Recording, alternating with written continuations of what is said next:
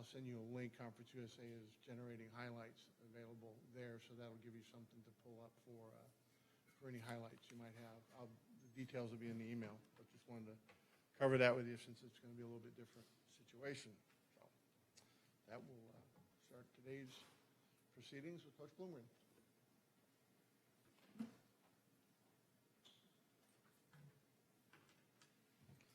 Good afternoon. Thank you all for coming out and braving the rain today. I'm getting to be, as I've said before, an expert in meteorology. So, but thank you all for coming out in spite of it. And thanks to all the Rice House fans out there that are listening today. I wanted to start out by recognizing that Emmanuel Ellerby has made, and let me slow down so I say this correctly, the Los Angeles Chargers 53-man roster. And I think that's incredibly cool. He's our 9th guy that's active in the National Football League right now, which is the most Rice has ever had at one time. And so ties the record for the most at one time. So that's exciting. It's something that we talk about around here, is promoting that and giving our players an opportunity to get to the National Football League. And so we're really proud for him and for all of our guys right now that are in the league.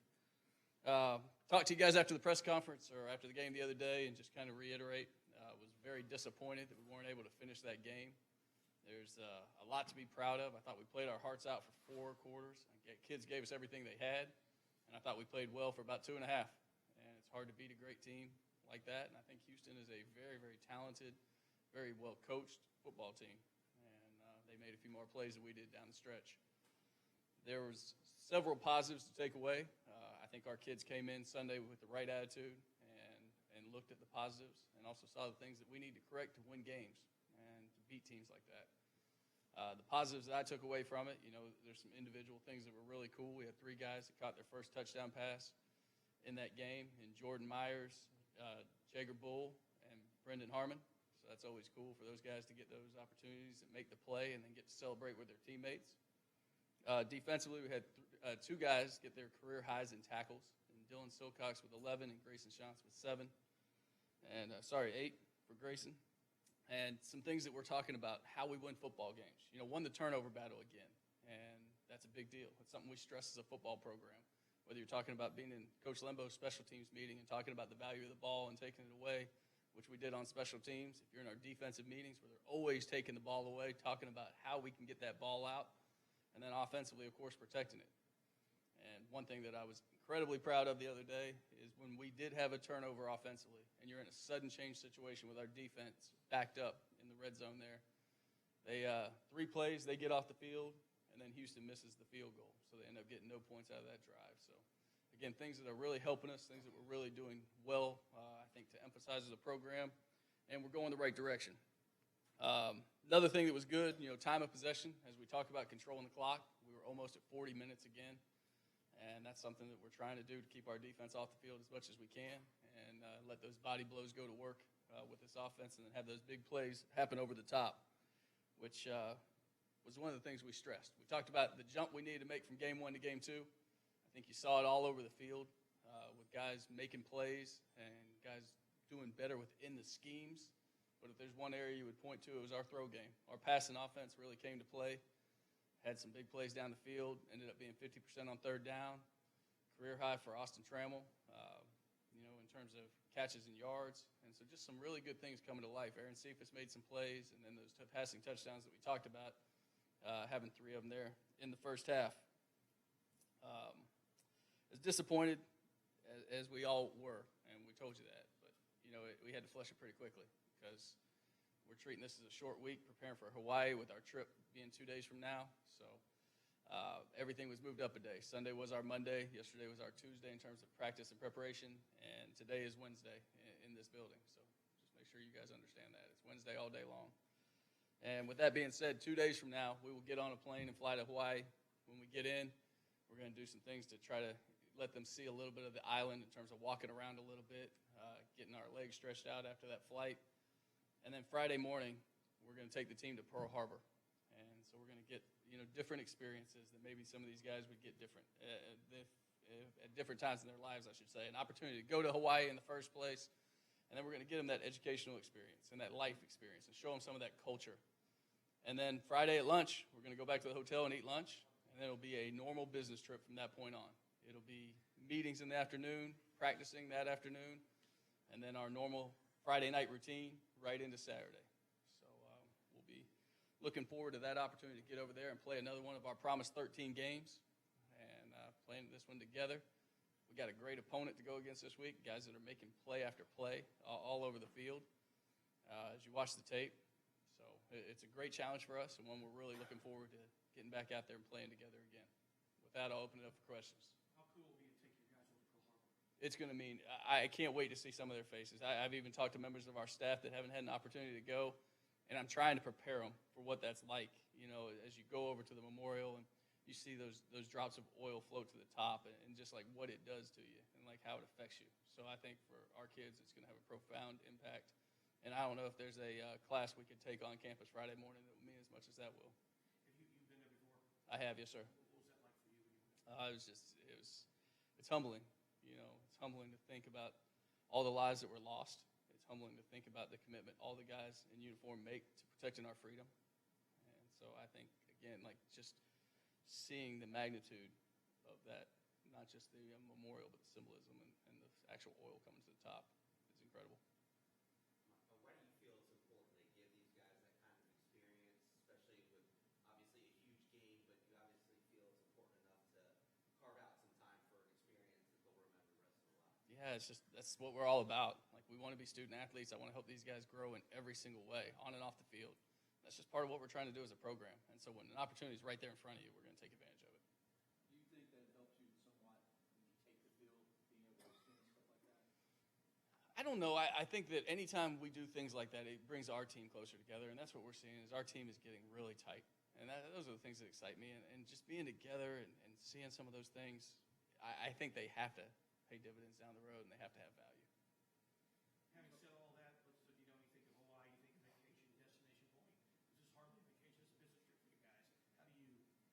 How do you separate the two and send that message at the same time? I think it's really setting the message and the expectation up front that, hey, when we get there, we're going to do some cool things. And then at lunch on Friday, it's a business trip. It's back to a normal road game at that point. Because, again, I don't want to go in and act like we're locked in from the time we land Thursday on. I don't want to do that. But at Friday at lunch, we have to be able to flick that switch. And hopefully this will make them hungry to want to go back there, maybe to a bowl game someday and be in the Hawaii Bowl like I believe Grayson was his freshman year.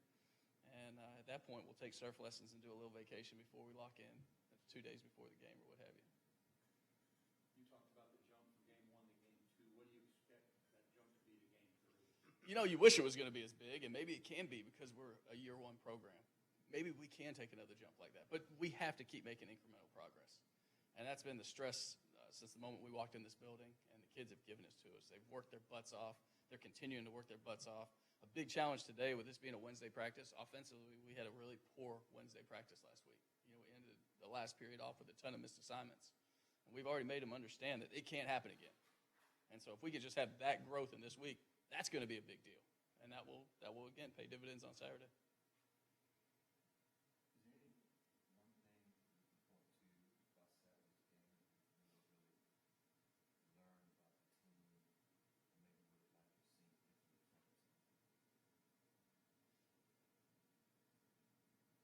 The thing that I learned is when you talk to fans or people in this building, they talked about how the team in 2017 went out there probably not believing they can win. And I don't want to speak for them. That's just what people tell me.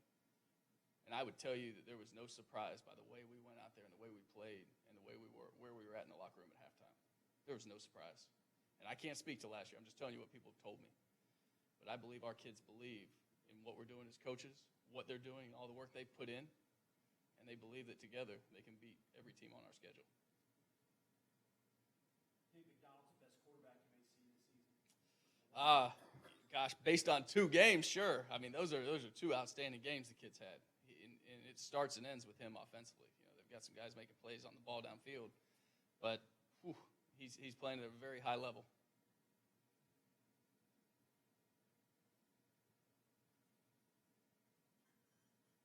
Coach, obviously the travel itself is a bear in itself. How are you going to try to? I know you guys were leaving a little bit earlier, but the challenges of doing a long road trip like that. Yeah, you know, I think that the biggest thing for us was getting the waiver from the NCAA to allow us to count Thursday as our off day when you travel, because the NCAA doesn't normally do that anymore. They do it for Hawaii. So we're able to get these 4 practice days in. We'll really live our whole week in terms of the physical before we get on that plane.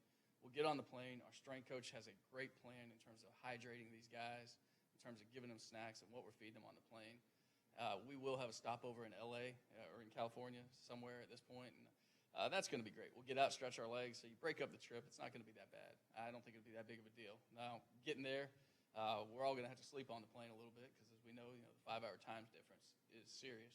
So we'll be eating dinner at 1 a.m. on our bodies. So.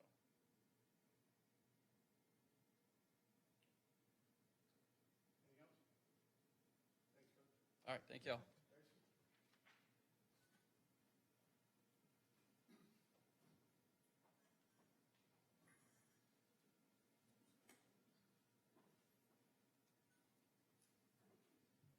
Hey, how are y'all?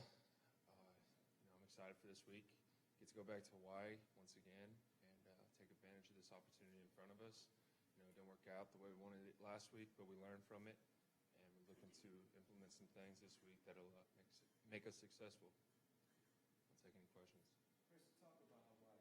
You went to Hawaii in 2014, but you didn't play. Kind of talk about that experience and what could you tell your teammates? Yeah, the trip is definitely long, but when you get there, it's a cool thing. I've also been to the Pearl Harbor, and that was, a bunch of guys are going to experience something they haven't before, and it's really emotional, and it's overwhelming, and it's look back at history and where we've come from, and I think a lot of guys are going to appreciate it. But as far as football goes, it's going to be nice weather. They have a big field. Pretty cool stadium, and we're excited to compete in it for sure.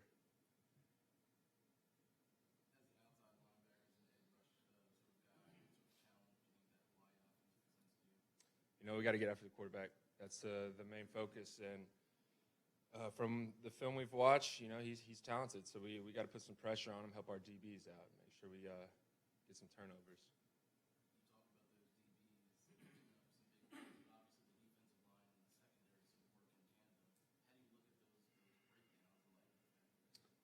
I think that we didn't get enough pressure on the UH quarterback, and I think we've implemented some things and are working on some things to get after this quarterback, and we're focused on helping these DBs get these picks, get these tip balls, get these pass deflections, and it starts with us, and we really take responsibility when it comes to that.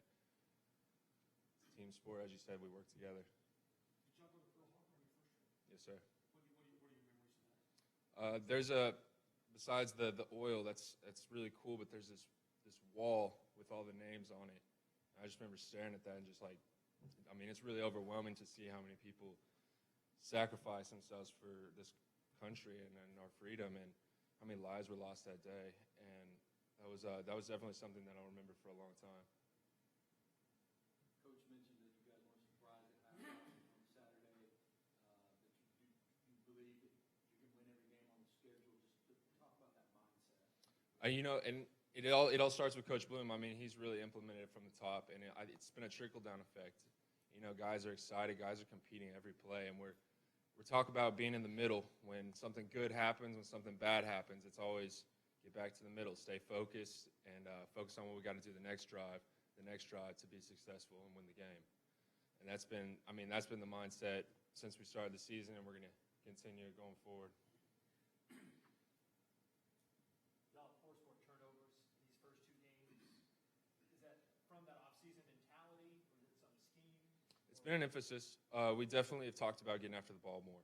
We wanted to create a turnover margin, which we struggled with last year, and as you can see, it's helped. We've scored on both turnovers. So, as long as we keep making them happen, we get the ball back in the offensive hands. That's how we win ball games.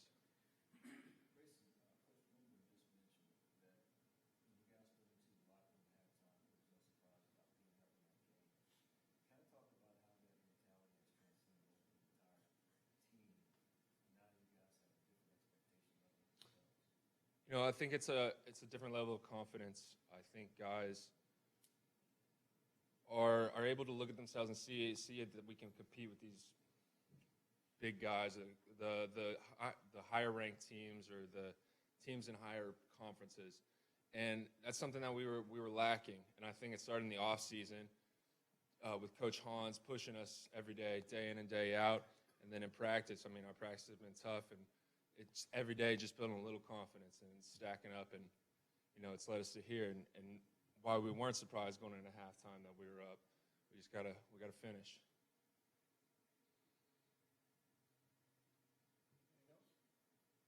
Thank you.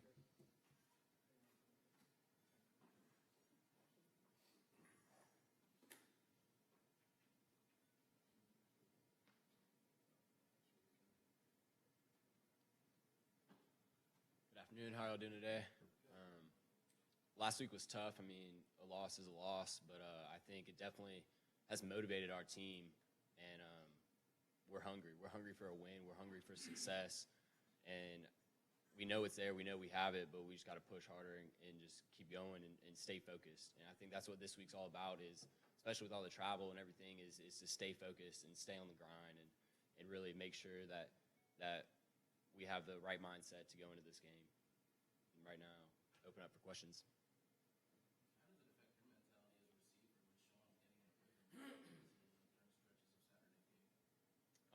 It gets me excited, honestly, when he gets in a rhythm and everything's working together and just clicking.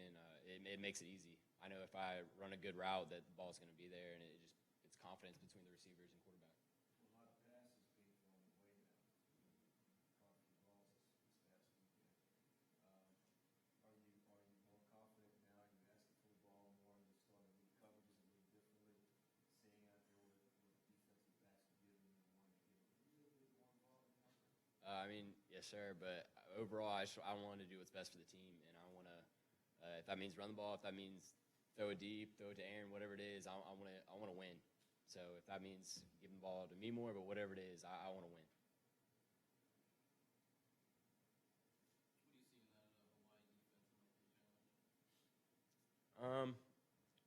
Their linebackers are pretty big, pretty strong.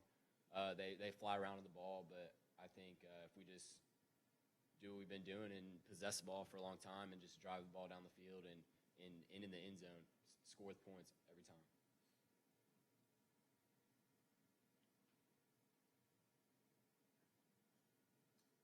Anything else? All right, Mike, thanks for coming.